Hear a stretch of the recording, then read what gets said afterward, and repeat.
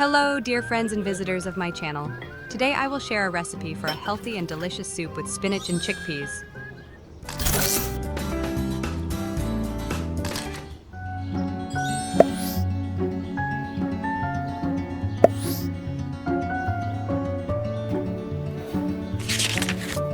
Well, let's make chicken broth. To make it tasty and aromatic, add carrots, onions, and half a tomato, as well as bay leaf and cardamom.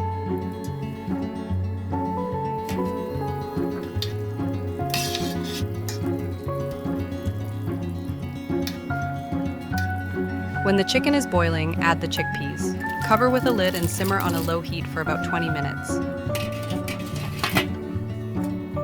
Remove the cooked chicken from the broth. Add salt, then add the spinach. I use frozen. As soon as it boils, add ground black pepper, cover with a lid, and turn off the heat. Spinach will retain its beneficial properties better if you do not cook it for a long time, but just let the soup boil for a minute or two and turn it off immediately. Fry the chicken with the spices, and it's done. Serve spinach soup with rice and fried chicken.